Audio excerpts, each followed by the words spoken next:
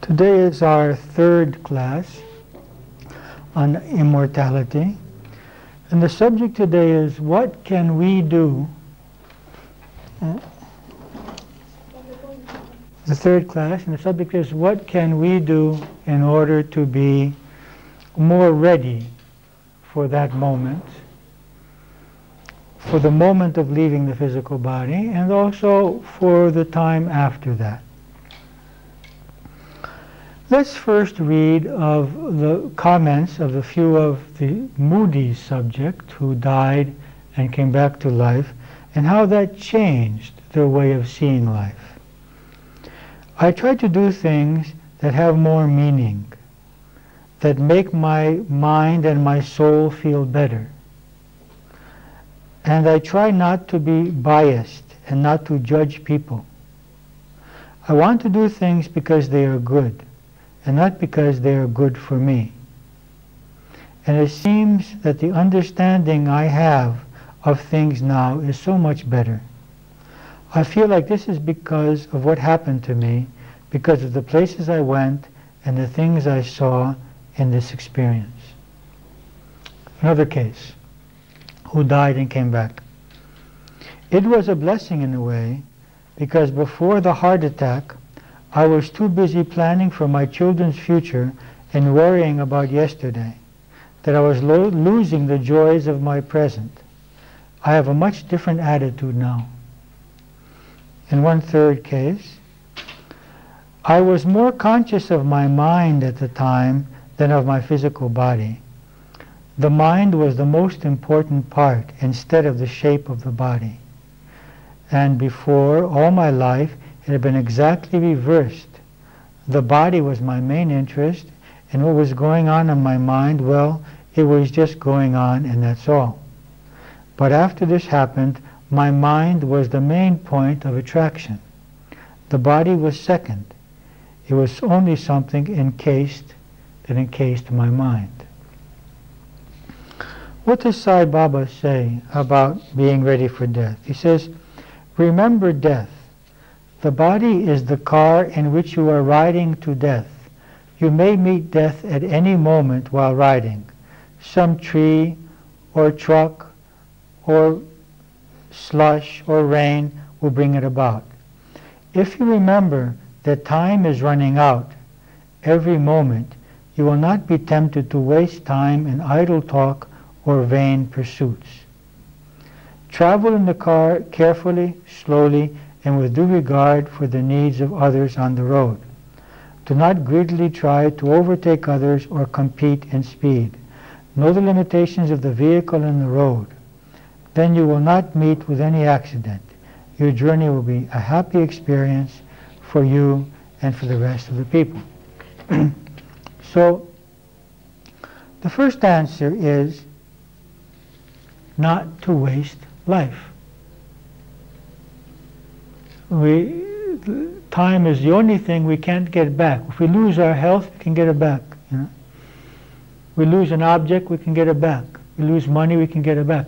Time goes and it leaves. So one way that each of us can be ready for death is when we can say that I am using my time in a way that I am satisfied towards my goals and my values in my life at this point. So here comes the question, if you were going to die in 3 years, what would you do? What changes would you make in your life? So the first answer to the question of being ready for death is that I live my life today as if I'm going to die tomorrow. I don't say, oh well, when I get old I'll start doing this. Oh well, in a few years I'll give up that. I'll start doing the other. That is for us to be in our Dharma, to be in our life purpose, that our life be aligned with our highest values. Like I said, that my life, the way I live my life, the way I function, is aligned with my highest values. Now each of us has in this way what is called a dharma. We have a dharma towards our family, to serve our family, to support our family, to help our family. We have a dharma towards society, that is to serve society, to help society, especially those less fortunate than we are. We have a dharma towards our own selves, to keep our bodies healthy, to keep our minds clear. So we want to look at these three aspects of ourselves. Our dharma towards ourselves, keeping a healthy body and mind, our dharma towards our family, and our dharma towards society. Now, in the dharma towards society, our responsibilities towards society, also is our professional dharma. That is, the work that we will do, how we will serve others, by teaching a language, by cooking, by gardening, by building bridges, by healing bodies, by doing drama. There is no specific way. Every individual has his own way in which he will add to society. Now we have some questionnaires to help you to align your life with your life purpose. Page 5 of the papers that you have is called The Alignment with Your Life Purpose, which asks you to look at your goals. What are your goals and ambitions? What would you like to accomplish in your life before leaving your physical body? Consider your personal goals, family goals, professional and economic goals, social objectives, spiritual goals, and others.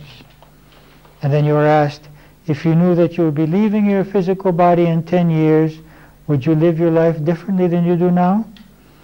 What activities would you probably initiate or increase, and which would you decrease or cease completely? And the same question is then asked about if you're leaving your body in 2 years. You may want to answer these questions. The next sheet you might want to look at is the one that I gave you today. It doesn't have a number. It's called Questions which help us connect with our inner guidance. So these are various questions which, if you answer them, will help you discover more clearly what your life purpose is, what is important for you, what you were born to do or to create in this life. And then a third paper, which is helpful for this, is page 6 of the sheets that you have. Obstacles towards the fulfillment of our life purpose, where you can read these various obstacles and see if any of them apply to you and how you would like to overcome these obstacles in order to be able to live your lives today in accordance to your highest value system and in accordance to your goals, what you would like to complete before you leave your physical body, because you have no guarantee that you're going to be here tomorrow. And this should not create fear, because as we said, leaving the physical body is no problem. It's a freedom from physical limitation. It's just that it's a shame to waste such a valuable experience as human life. It's considered this is one of the most valuable experiences in all of creation, is having a human incarnation. Now, some things that we might want to consider, ways to connect to our life purpose. One way is that we need to get free from social programming and choose what we want to do, not because society says that it is good or successful or we will become rich or accepted by other people, but because we love to do that. So our choice should be free from what is accepted socially and what will give us great economic comfort. Doesn't mean that what we choose could not give us that. It's not impossible that what we choose and what we were born to do will not give us. There's nothing wrong with having social acceptance and nothing wrong with having money. It's just that my choice should not be based on that. If that comes, fine. Use it wisely. So the first is this. The second is, we need to establish exactly what are my values. What do I believe is important? Not what do my parents believe or what the society believes. What do I believe? What is important for me? And have the strength to follow that. To our parents we owe our love. We owe to help them, to serve them, to care for them, but we don't owe to them to live 1 second of our lives according to their belief system. We don't owe that to anybody.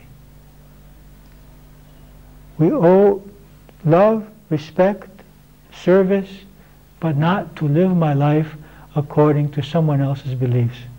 I must live my life according to what I believe. And this is why Christ said, if you love your family more than me, you can't follow me. He wasn't saying you have to reject your family. He's saying you have to be free from your family programming to follow me. Thirdly, we have to overcome fear. Fear of what other people think, fear of failure, fear of economic failure, so that these fears can prevent us from doing what we really desire to do, from manifesting our dream, what is really important to us in life. Fourthly, these questionnaires will help. Fifthly, meditation.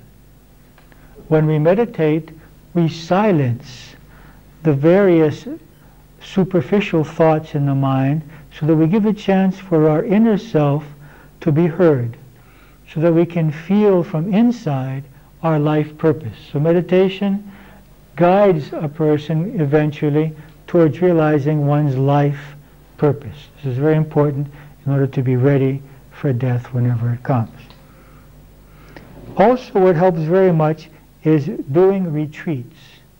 That is, going off by ourselves for a weekend, for 3 days, for 5 days, without talking to anyone, without TV, perhaps even without books, walking in nature, meditating, praying, and then we give a chance for the mind to settle down and for our real thoughts and our real feelings, what is really us, to come up to the surface, because otherwise in life we are constantly adjusting what we are and who we are to our environment.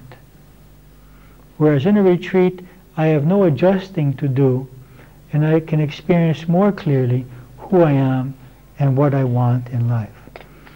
Basically, our life purpose will have something to do with learning and serving, learning and creating. On one hand, we have come to learn. On the other hand, we have come to create or to serve or to manifest something.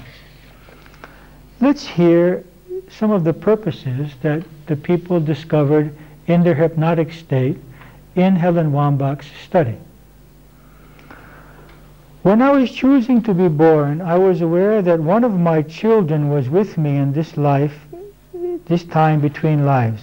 I felt strongly that my purpose in this life was to produce a great leader, and that this one of my sons will be a great leader and produce social changes.